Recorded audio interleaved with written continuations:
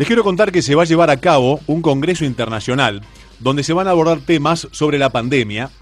Y esto es muy importante porque el futuro diálogo con el nuevo rumbo que afronta la humanidad después y durante la salida de la pandemia y cómo salir adelante en relación a la salud mental que tanta mella está haciendo, no solamente en el antes, en el durante y también en el después, bueno, lo que son los coletazos y los efectos colaterales, lo residual, y hasta dónde se va a extender todo esto. El doctor Carlos Nevirovsky es expresidente de Abdeva, actual secretario científico de la asociación, fundador de la corriente relacional del psicoanálisis en Buenos Aires y autor de varios libros. Carlos, ¿cómo le va? Sebastián Shapiro lo saluda aquí en Duplex, en L2 de Bahía Blanca. Gracias por atenderme. ¿Qué tal? ¿Cómo va, Sebastián? Muy bien. ¿Qué cuentan? Y acá estamos, pandemiando. ¿Qué quiere que le diga, don Carlos? ¿Cómo está ese consultorio? Me imagino, cómo el clásico chiste, cómo anda el psicólogo, tiene tantas cosas en la cabeza. Me imagino ahora, ¿no? Ahora tenemos cosas en la cabeza, cosas en la pantalla. Se le sumaron un montón de cosas a la actividad, porque no solamente era el tú a tú en el sillón, en el diván, en el consultorio, después fue en el celular, en la computadora, en cualquier dispositivo, vía telefónica. Esta pandemia pide a gritos, en muchos casos, una asistencia certera y continua. Sí, la herramienta va cambiando. Las herramientas que usamos, la forma de acercarnos a la gente van cambiando desde que se inventan las psicoterapias, más precisamente de que se inventa el psicoanálisis, allí por 1900. Entonces, no importa tanto las cosas que van cambiando en cuanto a los instrumentos que usamos para acercarnos a la gente, sino que podamos seguir estando cerca. Y si tenemos que usar computadora, teléfono, bueno, aquí estamos. Esto tiene desventajas, pero también tiene ventajas, porque nos acerca enormemente entre colegas, con pacientes que están a distancia, nos permite un diálogo íntimo, importante. Todo esto lo hemos aprendido especialmente en más de año y medio, de manera que, y dentro de unos años será por hologramas, es decir, la cuestión de los cambios... Sí, o por realidad aumentada, que ya está, y realidad virtual. ¿Cuáles son los diálogos y los hilos de diálogo más importantes que se están imponiendo con este nuevo rumbo que afronta la humanidad en este marchar de la pandemia, desde el punto de vista del psicoanálisis? Bueno, algo muy importante es ver la cuestión por grupos, ¿no? Por ejemplo, saber que quienes más han sufrido, si es que se puede establecer una escala, pero los adolescentes y los niños han sufrido muchísimo porque son los que más necesitan un contacto, los adolescentes contacto en las actividades que tienen habitualmente, escolares, universitarias, etcétera, y eso dañó mucho la salud mental. Los niños también, los niños, la particularidad es que muchos de los niños tenían a sus padres en su casa, y esto es bastante insalubre si dura 24 horas y durante un año y medio. Es decir, un encierre prolongado no es bueno para la salud ni mental ni física, realmente. Entonces, ahí vemos niños que han sufrido, niños que se tratan de conectar con nosotros buscando espacios de intimidad, por ejemplo, metiéndose en un placar para tener una sesión con la ilusión de que los padres no escuchen. En fin, lo que importa son las personas que buscan intimidad, que buscan posibilidad de encuentro, aunque es como sea, ¿no? Y por otro lado, los grupos que cuando uno dice, bueno, quedarse en casa, bueno, hay que tener una casa para quedarse, y una casa con cierto confort, y eso es un tema importantísimo, con un alto porcentaje de pobreza como tenemos en nuestro país y en Latinoamérica en general. Quedarse en una casa poco confortable o donde estén todos apiñados tampoco es bueno para la salud mental. Así que ha traído una serie de trastornos. La gente mayor, especialmente, bueno, con el miedo, ha generado una cosa de encierro mucho más prolongado de lo que se debiera. Y ahora el retorno, que tampoco sabemos, esto no ha terminado, no sabemos bien la forma en que va a terminar, no sabemos cuándo, pero estamos viendo ahora que no hay una vuelta a la normalidad, como algunos dicen, ¿no? Hay una vuelta a otra forma de encontrarnos. Eso le iba a preguntar. Me parece que la vuelta a un estadio con el que se supo vivir no existe más. Esto me parece que es No, un terreno nuevo que se está desandando a partir de una circunstancia extraordinaria como la que se está viviendo. exactamente. En realidad nunca nada es lo que fue. esa es Eso una es para el Club realidad de de los la historia humana. Nostálgicos. Claro, Claro. claro. Sí, además, como dice Sabina, no hay nostalgia peor que recordar aquella que nunca existió, Ujú. porque a lo mejor recordamos cosas que nunca existieron, pero en nuestra idealización del pasado decimos cosas así. Pero el futuro, mire, ahora estamos viendo algunos pacientes presencialmente ya. Bueno, nos damos cuenta que no es lo mismo. Cuando uno trabaja con barbijo, con mayor distancia social, y especialmente con el miedo, cuando uno se encuentra con un paciente, antes de la pandemia uno se encontraba, le daba un beso, le daba la mano, había un contacto corporal de alguna manera. En este momento el miedo se impone, está en todos, a ver si estará vacunado, cómo estará, si me podrá contagiar, porque estamos todavía con más de 1000 contagios diarios en Argentina, así que esto no ha terminado, ¿no es cierto? Ve, No, doctor, licenciado, que hay como una expresión de deseo a, a la confianza, pero todavía hay cierto resquemor en ella. no es la misma confianza que teníamos en otro momento.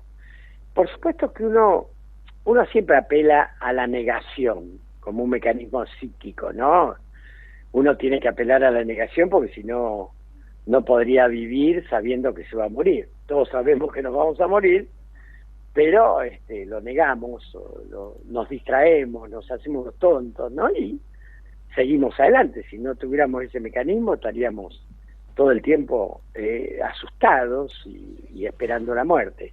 Ujú. Pero ahora no es el mismo encuentro que teníamos. Por supuesto, nada es lo mismo, decíamos antes.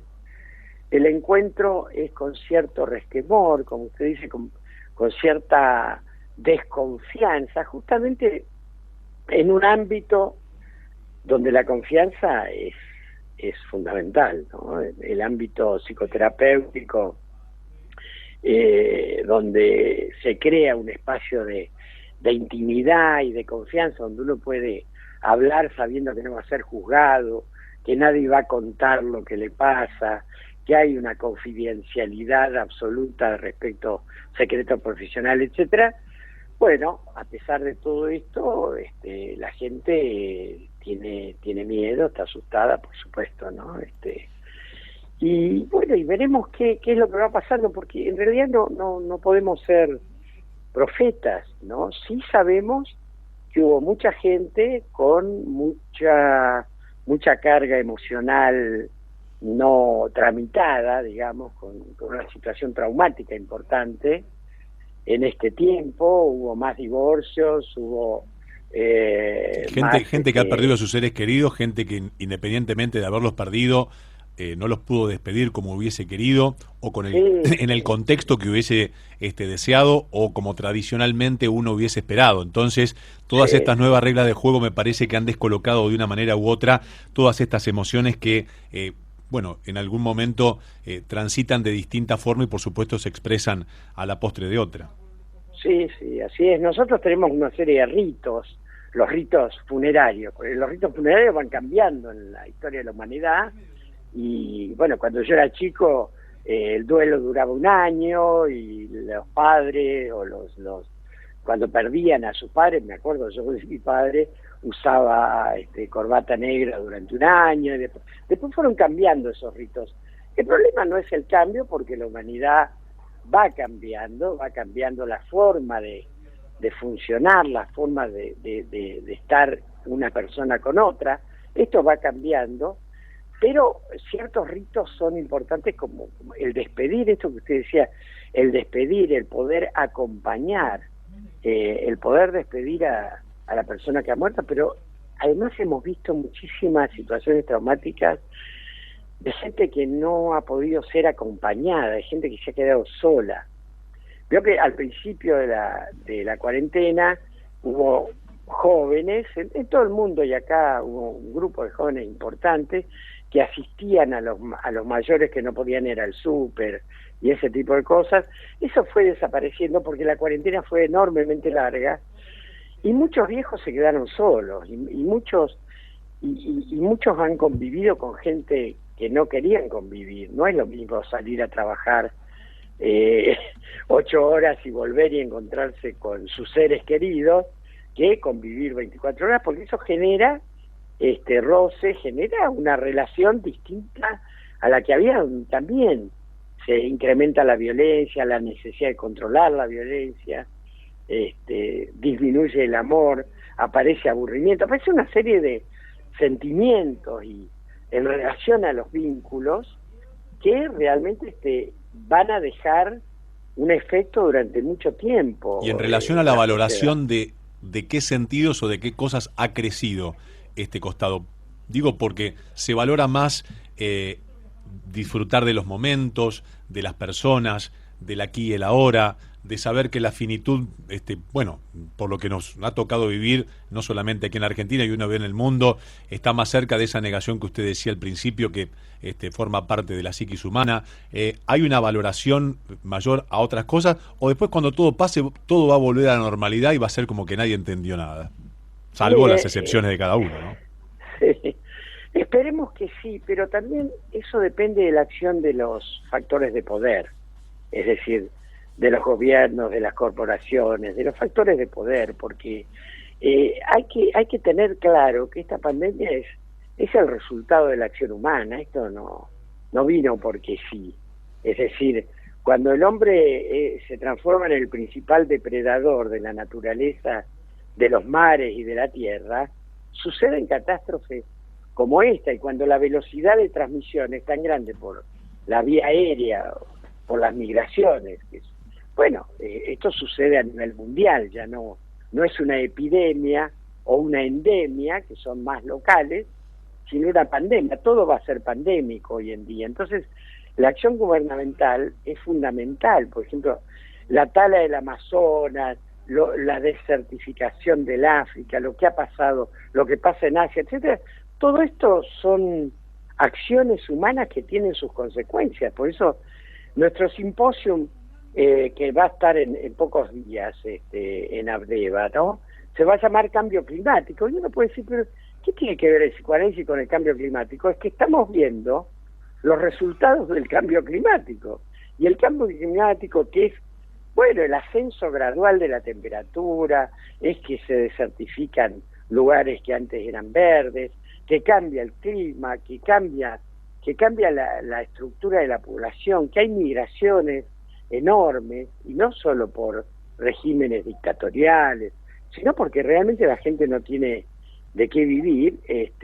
Bueno, esto es lo que estamos viendo. Ahora empezamos a ver los resultados del cambio climático en la afección de la salud mental.